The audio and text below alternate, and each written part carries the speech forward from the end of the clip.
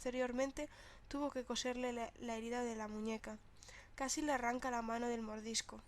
Aquella reacción le hizo recapacitar sobre el concepto que tenía de sí mismo. Siempre había sido un caballero, un erudito, alguien dedicado a curar, un macho no sujeto a los deseos más primarios de su raza. Pero claro, siempre había estado bien alimentado, y la terrible verdad era que le había deleitado el sabor de la sangre. Era el suave y cálido flujo que pasó por su garganta y la descomunal fuerza que vino después. Había sentido placer, y quiso más. La vergüenza le hizo sentir arcadas y juró que nunca más bebería de otra vena. Había cumplido aquella promesa, aunque como resultado se había vuelto débil, tan débil que concentrarse era como tratar de encerrar un banco de niebla. Su inanición era la causa de un constante dolor de estómago, y su cuerpo, ansioso por un sustento que el alimento no podía darle, se había canibalizado a sí mismo para mantenerse vivo. Había perdido tanto peso que sus ropas colgaban por todos lados y tenía la cara demacrada y gris. Pero el estado en el que se encontraba le había mostrado el camino. La solución era obvia. Había que alimentar aquello que tenía hambre. Un proceso hermético unido a una cantidad suficiente de sangre humana y ya tenía sus células sanguíneas vivas. Bajo el microscopio observó cómo los glóbulos de los vampiros, más grandes de forma más irregular comparados con los de los humanos, consumían lentamente lo que se les había dado. El recuento humano disminuyó a esa muestra y cuando éste se extinguió estaba casi dispuesto a apostar que la viabilidad del componente vampírico se reduciría hasta llegar a cero. Solo tenía que realizar una prueba clínica. Extraería 1 litro de una hembra, lo mezclaría con una proporción adecuada de sangre humana y luego se haría él mismo una transfusión. Si todo aquello salía bien, establecería un programa de donación y almacenamiento. Se salvarían muchos pacientes, y aquellos que habían decidido renunciar a la intimidad de beber podrían vivir su vida en paz. Harbers alzó la vista del microscopio, percatándose de que había estado observando los glóbulos durante 20 minutos. El plato de ensalada de la cena estaría esperándolo sobre la mesa. Se quitó la bata blanca y atravesó la clínica, haciendo una pausa para hablar con algunos miembros de su personal de enfermería y un par de pacientes. Las instalaciones eran bastante amplias y estaban ocultas en las profundidades de la tierra, bajo su mansión. Había 3 quirófanos, varias salas de examen y reanimación, el laboratorio, su oficina y una sala de espera con acceso independiente que daba a la calle. Veía cerca de 1000 pacientes al año y hacía visitas a domicilio para partos y otras emergencias según las necesidades, aunque su actividad había disminuido últimamente a causa de un descenso de la población. Comparados con los humanos, los vampiros contaban con tremendas ventajas en lo referente a la salud. Su cuerpo sanaba más rápido, no sufrían enfermedades como el cáncer, la diabetes o el sida, pero que Dios los ayudara si tenían un accidente a plena luz del día. Nadie podía prestarles ayuda. Los vampiros también morían durante su transición o momentos después, y la fertilidad constituía otro tremendo problema. A pesar de que la concepción fuese exitosa, con frecuencia las hembras no sobrevivían al parto, ya fuera por las hemorragias o por alguna infección. Los abortos eran habituales y la mortalidad infantil excedía cualquier límite. Para los enfermos, heridos o moribundos, los médicos humanos no constituían una buena opción, aunque las dos especies compartían en gran medida la misma anatomía. Si un médico humano llegaba a solicitar un análisis de sangre a un vampiro, encontraría toda clase de anomalías y creería tener algo digno de publicarse en el Diario Médico de Nueva Inglaterra. Lo mejor era evitar esa clase de tentaciones. En ocasiones, sin embargo, algún paciente terminaba en algún hospital humano, un problema que iba en aumento desde que había empezado a funcionar el 911 y las ambulancias llegaban de inmediato. Si un vampiro quedaba tan mal herido que perdía el conocimiento lejos de su casa, corría el peligro de ser recogido y llevado a una sala de urgencias humanos. Sacarlo de allí sin permiso médico siempre había sido muy difícil. Harbers no era arrogante, pero sabía que era el mejor médico que contaba su especie.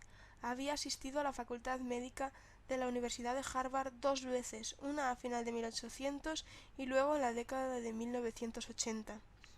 En ambos casos declaró en su formulario de matrícula que era inválido y la universidad le permitió concesiones especiales. No había podido asistir a las conferencias porque éstas se realizaban durante el día, pero le habían permitido a su dogger tomar notas y entregar sus exámenes. Harbers había leído todos los textos manteniendo correspondencia con los profesores, e incluso asistido a seminarios y charlas programadas en horas nocturnas. Siempre le había fascinado la academia. Cuando llegó al primer piso no le sorprendió ver que Marisa no había bajado al comedor, aunque la cena se sirviera a la 1 de la madrugada todas las noches. Se dirigió a las habitaciones de su hermana. —¿Marisa? —dijo en la puerta, tocando suavemente una vez. —Marisa, es la hora de cenar. Harbers asomó la cabeza. La luz del candelabro del vestíbulo se filtró, creando un rayo dorado que atravesó las tinieblas. Las cortinas aún cubrían las ventanas, y ella no había encendido ninguna de las lámparas. —Marisa, querida. —No tengo hambre. Harbers cruzó el umbral. Distinguió la cama con dosel y el pequeño bulto que formaba su cuerpo bajo las mantas. —Pero tampoco comiste nada anoche, ni cenaste. —Bajaré más tarde. Él cerró los ojos. Llegó a la conclusión de que le habían suministrado alimento la noche anterior. Cada vez que veía a Worth se encerraba en sí misma durante varios días. Pensó en los glóbulos vivos de su laboratorio. Worth podía ser el rey de su raza, por nacimiento, y tener la sangre más pura de todos, pero aquel guerrero era un completo bastardo. No parecía preocuparle lo que le estaba haciendo a Marisa, o quizá ni siquiera sabía cuánto le afectaba su crueldad. Era difícil decidir cuál de los dos crímenes era peor. —He hecho progresos importantes —dijo Harbers, acercándose a la cama para sentarse en el borde. —Voy a liberarte. —¿De qué? —de ese asesino. —No hables así de él. Harbers rechinó los dientes. —Marisa, no quiero liberarme de él. —¿Cómo puedes decir eso? Te trata sin ningún respeto. Detesto pensar en ese bruto alimentándose de ti en cualquier callejón. Vamos a casa de Darius. Tiene una habitación allí. La idea de que ella estuviera expuesto a otro de los guerreros no lo tranquilizaba precisamente. Todos eran aterradores y algunos francamente pavorosos. Sabía que la hermandad de la Daga Negra era un mal necesario para defender la raza y tenía que estar agradecidos por su protección, pero solo podía sentir temor ante ellos. El hecho de que el mundo fuera tan peligroso y los enemigos de la raza tan poderosos como para hacer imprescindible la existencia de tales guerreros era trágico. —No debes hacerte esto a ti misma. Marisa dio media vuelta dándole la espalda. —Vete. Harbers se llevó las manos a las rodillas y se levantó. Sus recuerdos de Marisa antes de que empezara a prestar servicios a su temible rey eran muy difusos. Solo podía recordar algunos breves momentos de su existencia anterior, y temía que no quedara ya nada de la alegre y sonriente joven. ¿Y en qué se había convertido? En una sombra sumisa que flotaba por la casa, languideciendo por un macho que la trataba sin ninguna consideración.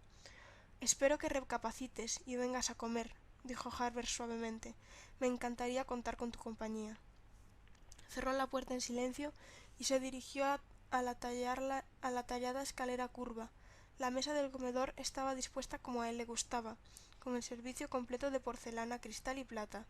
Se sentó a la cabecera de la reluciente mesa y uno de los Doggens apareció para servirle el vino.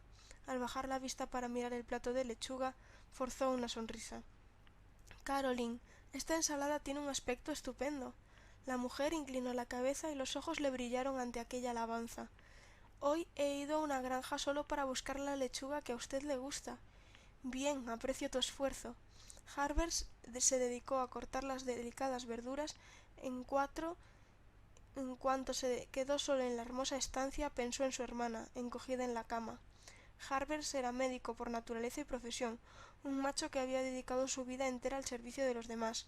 Pero si alguna vez Worth resultaba tan malherido como para necesitar su ayuda, se sentiría tentado de dejar desangrarse a ese monstruo, o de matarlo en el quirófano con un tajo de bisturí.